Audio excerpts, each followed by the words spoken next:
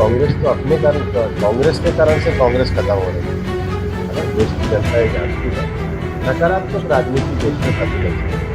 ગુજરાતમાંથી રાજ્યસભામાં કોંગ્રેસનું પ્રતિનિધિત્વ છે તે સંપૂર્ણપણે સમાપ્ત થતા રાજકારણ છે તે ગરમાયું છે। આ મુદ્દે કેન્દ્રીય મંત્રી ભૂપેન્દ્ર યાદવે કોંગ્રેસ પર આકરા પ્રહાર કર્યા। તેમણે કોંગ્રેસને દિશાવિહીન પક્ષ ગણાવી તેની નીતિ અને ગઠબંધન પર સવાલ ઉઠાવ્યા। કેન્દ્રીય મંત્રી ભૂપેન્દ્ર યાદવે જણાવ્યું કે કોંગ્રેસ આજે દિશાવિહીન પક્ષ બની ગઈ છે અને દેશની જનતા હવે કોંગ્રેસ તથા તેની નીતિઓને સારી રીતે ઓળખી ગઈ છે। તેમણે કોંગ્રેસના ગઠબંધન પર પણ નિશાન સાધ્યું અને કહ્યું કે કોંગ્રેસે તામિલનાડુમાં ડીએમકે સાથે ચૂંટણી લડી પણ સરકાર રચવા સમયે ટીવીકે સાથે જોડાણ કરી લીધું। સાંભળો ભૂપેન્દ્ર યાદવે શું કહ્યું।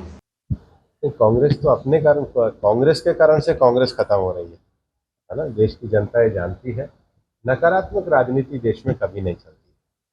आप जब राजनीति में नकारात्मकता करेंगे तो लोग भी ये पहचानते हैं। अब इनका तो हाल ये है, अभी आपने देखा होगा कि एनडीए की मीटिंग हुई, भारतीय जनता पार्टी के नेतृत्व में एनडीए ने 25 साल पूरा किया और कांग्रेस के नेतृत्व में जो यूपीए थी उसने साल तो पूरे नहीं किया, नाम ही बदल दिया। यूपीए से वो इंडी चले गए और अब इंडी में भी उन्होंने लोगों को भगाना शुरू करा। वरना कोई कांग्रेस से पूछे चुनाव तो आप डीएमके के साथ लड़े और सरकार आप टीवीके में चले गए, तो उनको भी नहीं पता होता है कि कल सुबह उठ के उनको कहाँ जाना। तो ऐसी जो दिशाहीन पार्टी है वो दिशाहीन पार्टी को देश की जनता ने नकारने का काम किया। ગુજરાતમાં રાજ્યસભામાં કોંગ્રેસનો એક પણ સભ્ય ન રહેતા રાજ્યના રાજકારણમાં આ મુદ્દો ચર્ચાનું કેન્દ્ર બન્યો છે।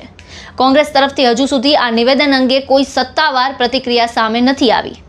ત્યારે આ સમગ્ર મુદ્દાને લઈને આપનું શું માનવું છે, આપના શું વિચાર છે, અમને કોમેન્ટ બોક્સમાં જણાવો અને તમામ ન્યૂઝ અપડેટ માટે અમારી સાથે જોડાયેલા રહો।